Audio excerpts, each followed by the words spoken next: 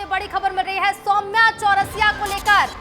ये बड़ी खबर आपको बता दें, सौम्या चौरसिया को बड़ी राहत मिली है। सौम्या चौरसिया को सुप्रीम कोर्ट से जमानत मिल गई है।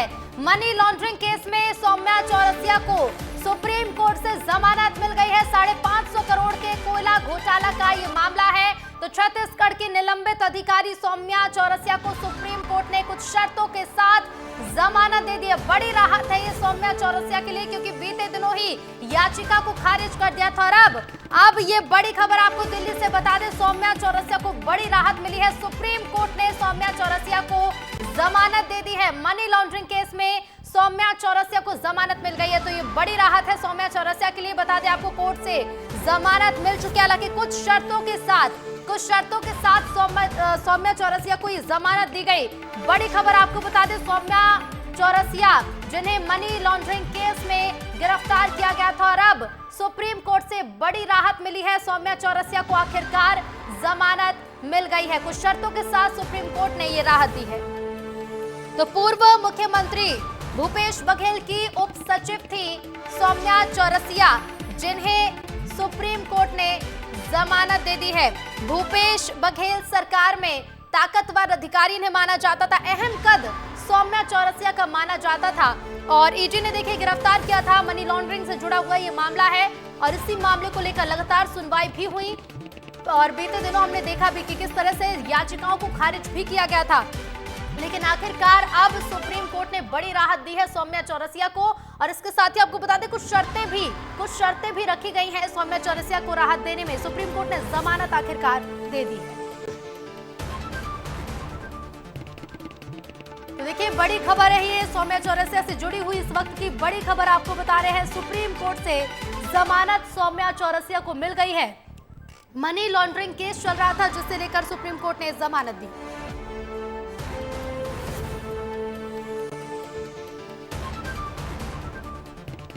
तो देखिए, छत्तीसगढ़ के पूर्व मुख्यमंत्री भूपेश बघेल की ओएसडी रह चुकी हैं सौम्या चौरसिया, और जिन्हें भूपेश सरकार में उस कार्यकाल में काफी अहम भी माना जाता था। ताकतवर अधिकारी के रूप में सौम्या चौरसिया को देखा जाता था। मनी लॉन्ड्रिंग का ये केस, जिसमें सौम्या चौरसिया को गिरफ्तार किया गया था, और आखिरकार बता दें आपको कि छत्तीसगढ़ विधानसभा चुनाव से ठीक पहले सौम्या चौरसिया की गिरफ्तारी हुई थी। तो सौम्या चौरसिया को ये बड़ी राहत मिली है। ये बड़ी खबर आपको बता दें, कुछ शर्तों के साथ सुप्रीम कोर्ट ने सौम्या चौरसिया को जमानत दे दी है। तो देखिए, ईडी का आरोप था कि छत्तीसगढ़ में हुए कोल लेवी में सौम्या चौरसिया की महत्वपूर्ण भूमिका थी। कई बार सुनवाई इसे लेकर हुई, और आखिरकार आज सुप्रीम कोर्ट ने एक बड़ी राहत दे दी। और चलिए सीधे रुख करेंगे रायपुर का, हमारे संवाददाता रवि मीरी हमारे साथ लाइव जुड़ गए हैं। रवि, कुछ शर्तों के साथ जमानत दी गई, अपडेट दीजिएगा जल्दी से।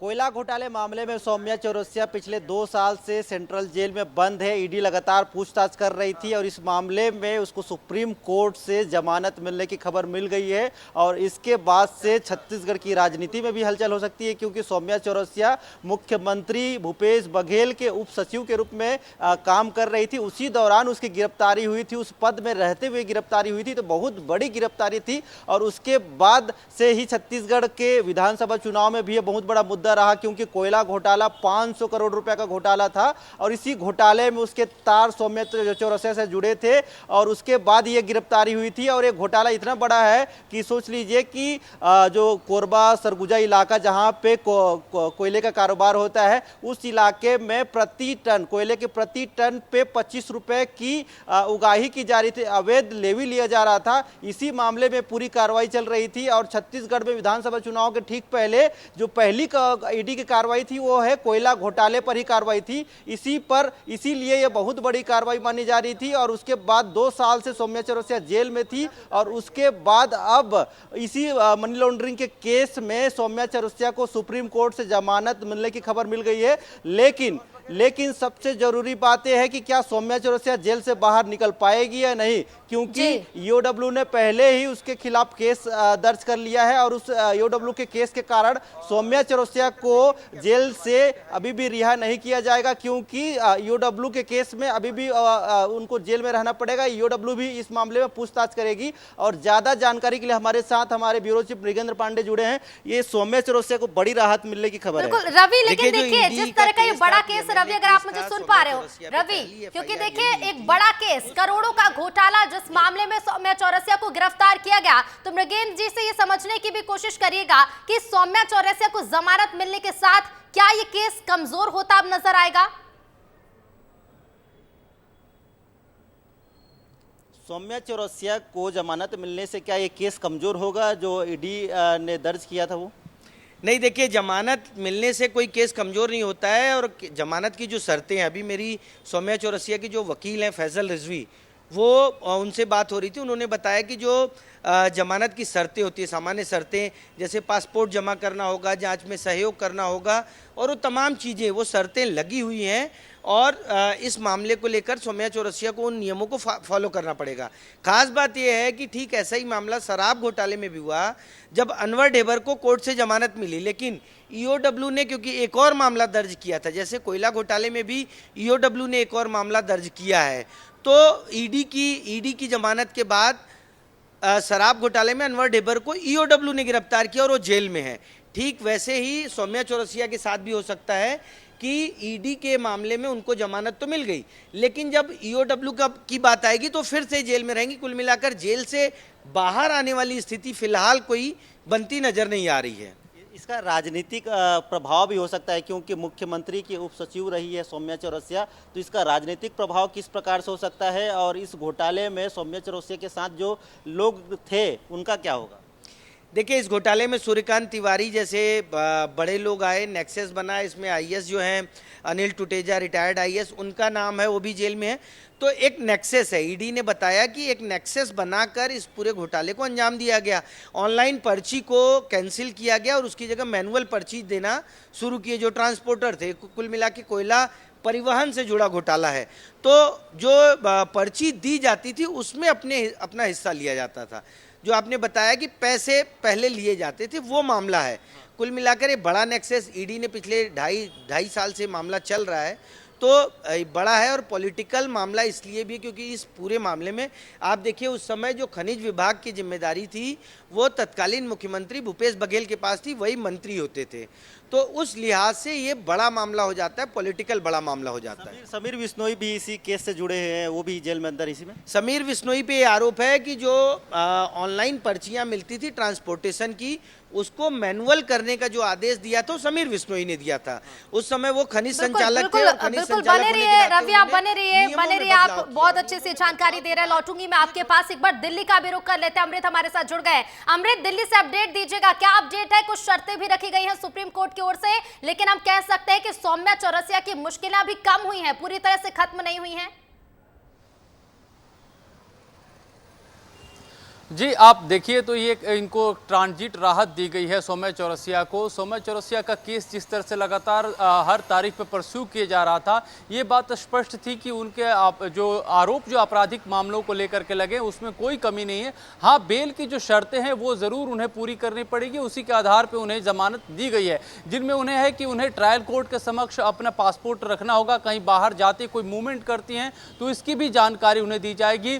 उन्हें जो है किसी भी अपने पद पे उनकी दोबारा बहाली नहीं की जाएगी, गवाहों को किसी तरह से प्रभावित नहीं करेंगी। तो ये बड़े ही कई सारे कड़ी शर्तें उनके ऊपर रखी गई हैं जमानत को लेकर के। उसके बाद जो है उन्हें जो है जेल से बाहर किया जाएगा। आपको बता दें कि जमानत की जो मूल शर्त है वो यही है कि काफी दिनों से जो ट्रायल चल रहा है, दिसंबर से उन्हें अरेस्ट किया गया था और लगातार वो जेल में थी। इस दौरान कई सारे आरोप और जो आरोप पत्र दाखिल हुए, उसके बाद से यह तय हो गया था कि अगर उन्हें कोई जमानत दी जाती है तो इसमें कोई कोई केस को लेकर बाधा नहीं आएगी। और यही मामला आकर के अदालत में पुष्ट हुआ। उनके वकील ने भी यही तर्क रखा था, क्योंकि इसके पहले के मेरिट देखेंगे दूसरे राजनेताओं के मामले में जिनके ऊपर भी मनी लॉन्ड्रिंग के जैसे गंभीर मामले लगे थे, अरविंद केजरीवाल हो चाहे आपको के कविता हो, इनके मामलों को देखेंगे तो उसमें यही बातें सामने आई थी कि बेल उनका अधिकार है, वो मिलना चाहिए। ऐसा नहीं हो सकता कि केस की मेरिट पे कोई प्रभाव पड़ रहा हो। तो वही चीज जो है सौम्या की दलीलों में भी लागू होती दिखाई दी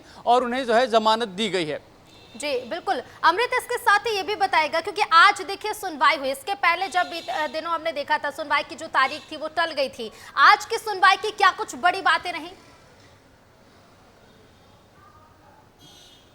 जी देखिए, आज की जो सुनवाई रहे वो अहम तौर पे इसी बात को, पिछली जो की सुनवाई थी वही चीज़ इसको एक्सटेंशन दिया गया और उसमें यही बात रखी गई कि सौम्या चौरसिया जो है एक जिम्मेदार नागरिक हैं और जो केस के मेरिट के तहत जितने भी आरोप पत्र दाखिल किए जा सकते थे वो दाखिल किए गए हैं। अब मामला चूंकि कई मामलों में आकर के राजनीतिक एंगल को पकड़े हुए है, लिहाजा सौम्या चौरसिया को बतौर इस पूरे मामले में जो एक तरह से आरोपी ठहराया गया है, उन्हें उनका हक है कि वो जमानत की हकदार हैं, वो दी जाए, चाहे इसके लिए जो भी शर्तें पूरी करनी हो, क्योंकि वो ये देश छोड़ के भाग नहीं सकती हैं या फिर जो भी अपने कार्य का जो उनका काम है, कामकाज है, वो भी निश्चित रूप से उसको कहीं से प्रभावित नहीं कर सकती हैं। तो इन सब चीज़ों को देखते हुए ये दलील पेश की गई और उसके बाद उन्हें जमानत जो है, जो कि प्रक्रिया के तहत उनका बनता भी है जमानत हासिल करना, वो दी गई है। बिल्कुल अमृत, बने रहिएगा, लौटूंगी मैं आपके पास। रवि भी हमारे साथ बने हुए हैं। रवि ये भी बताइएगा, क्योंकि देखिए सौम्या चौरसिया को आज राहत तो मिल गई है मनी लॉन्ड्रिंग केस में, क्या लेकिन इस फैसले के बाद छत्तीसगढ़ की राजनीति में किसी तरह का बदलाव देखने को मिलेगा, कुछ असर देखने को मिलेगा? रवि